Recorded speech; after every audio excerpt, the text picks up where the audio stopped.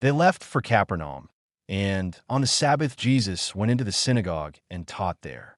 The people were amazed at his teaching, for he spoke with authority, unlike the religious teachers.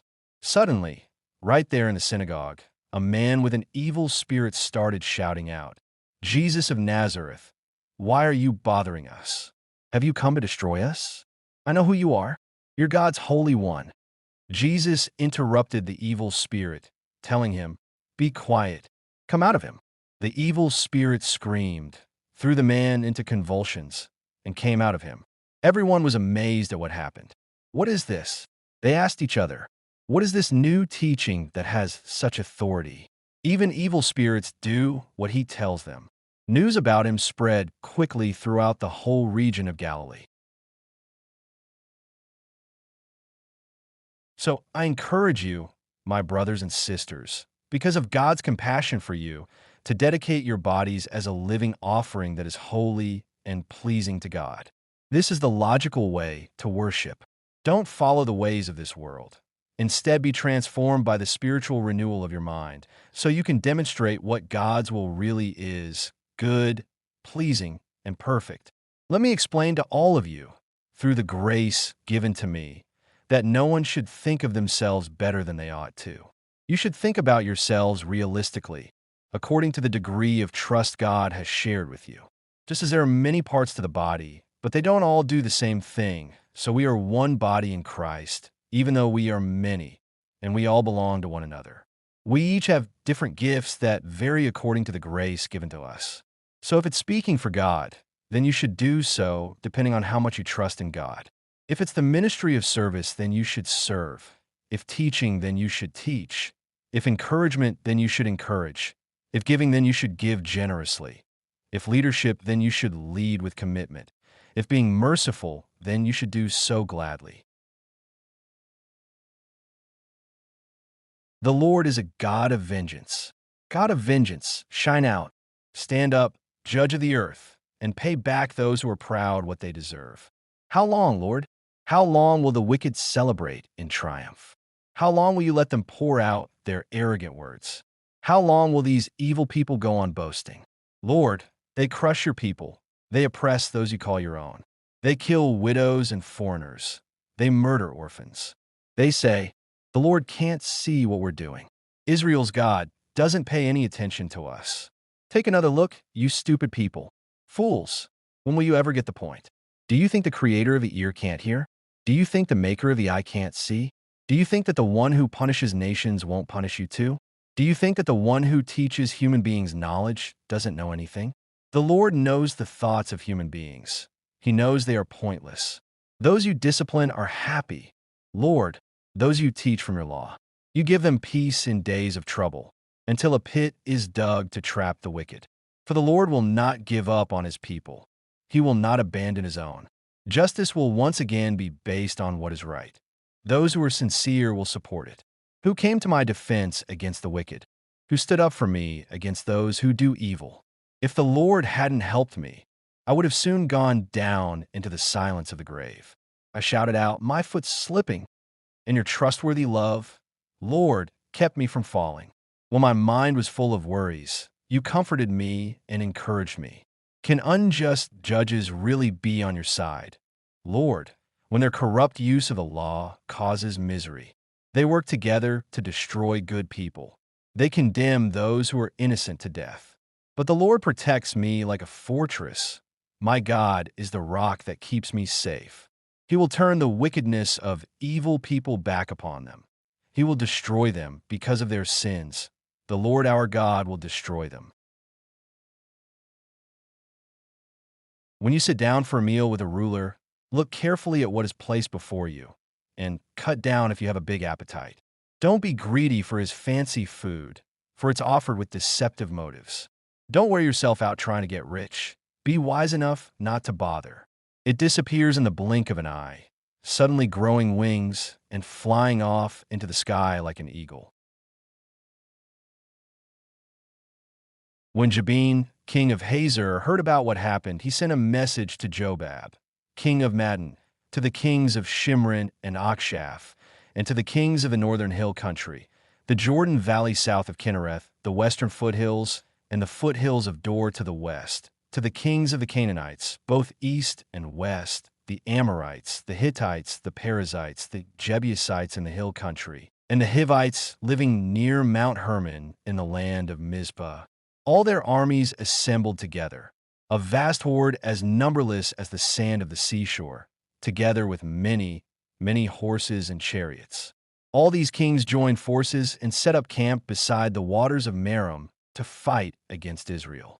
The Lord said to Joshua, "Don't be afraid because of them, for by this time tomorrow I myself will hand them all over to Israel dead. Cripple their horses and burn their chariots." Joshua and the Israelite army went and attacked them without warning at the waters of Merom. The Lord handed them over to the Israelites, who cut them down and chased them as far as Greater Sidon and Misrephoth-Maim, and east to the valley of Mizpah, killing them until none were left. Afterward, Joshua did what the Lord had ordered. He crippled the horses and burned the chariots. Then Joshua turned on Hazor. He captured it and killed its king, for Hazor was at that time the chief of all these kingdoms. Joshua had all the inhabitants killed, leaving no survivors. He set apart and completely destroyed it. No one was left alive. Then he burned down Hazor. Joshua captured all these towns and killed their kings.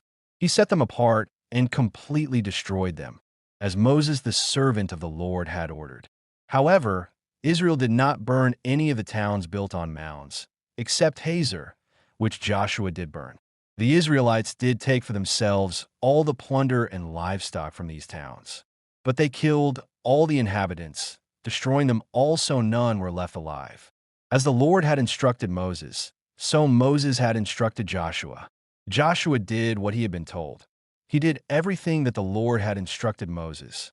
So Joshua conquered the whole land, the hill country, the Negev, all the land of Goshen, the western foothills, the Jordan Valley, the mountains of Israel, and the eastern foothills. This covered land from Mount Halak, leading to Seir in the south, right up to Baal-Gad in the north, below Mount Hermon in the valley of Lebanon. Joshua captured and killed all their kings. Joshua fought a long war with all these kings. Not a single town made peace with the Israelites except the Hivites, the inhabitants of Gibeon. All the rest were conquered in battle. For the Lord made them stubborn, wanting to fight the Israelites so that they might be set apart and completely destroyed, wiped out without mercy, as the Lord had instructed Moses. During this time, Joshua also annihilated the descendants of Anak living in the hill country of Hebron, Debir, and Anab, and all the hill country of Judah and Israel. Joshua set apart and completely destroyed their towns, and there were no descendants of Anak left in the land of Israel, only some in Gaza, Gath, and Ashdod. So Joshua took the entire land in accordance with what the Lord had instructed Moses, giving it to Israel to own as it was divided up among the tribes. Then the land was at peace. These are the kings that the Israelites defeated when they took possession of their land east of the Jordan, from the Arnon Valley in the south to Mount Hermon in the north, including all the land on the east side of the Jordan. Sihon, king of the Amorites, who lived in Heshbon, ruled from Aroer on the edge of the Arnon Valley, all the way from the middle of the valley to the Jabbok River, the boundary with the Ammonites, and included half of Gilead. His territory also included the Jordan Valley up to the Sea of Kinnereth and land to the east, and all the way down to the Salt Sea, east towards Beth Jeshimoth and south to the slopes of Pisgah. King Og of Bashan, one of the last of the Rephates, who lived in Ashtaroth and Edrei, ruled in the north from Mount Hermon to Sakala, and all of Bashan to the east, and west of the borders of the Jeshurites and Maccathites, together with half of Gilead up to the border of Sihon, king of Heshbon. Moses, the servant of the Lord, and the Israelites had defeated them, and Moses had allotted the land to the tribes of Reuben, Gad, and the half-tribe of Manasseh. These are the kings of the land that Joshua and the Israelites defeated to the west of the Jordan, from Baal-Gad in the valley of Lebanon to Mount Halak, leading to Seir. Joshua gave it to the tribes of Israel to own as it was allotted to them. The land included the hill country, the foothills, the Jordan Valley, the slopes, and the Negev desert, the land of the Hittites, Amorites, Canaanites, Perizzites, Hivites, and Jebusites. The king of Jericho, the king of Ai, near Bethel, the king of Jerusalem, the king of Hebron, the king of Jarmuth, the king of Lachish, the king of Eglon, the king of Gezer, the king of Debir, the king of Geder, the king of Hormah, the king of Arad, the king of Libnah, the king of Adullam, the king of Makkedah, the king of Bethel, the king of Tappuah, the king of Hepher, the king of Aphek, the king of Lasharon, the king of Madon, the king of Hazor, the king of Shimmer-Meron, the king of Akshaph, the king of Tanakh, the king of Megiddo, the king of Kadesh, the king of Jokneam in Carmel, the king of Dor in Naphath Dor, the king of Goyim in Gilgal, the king of Tirzah. The total of all the kings is 31.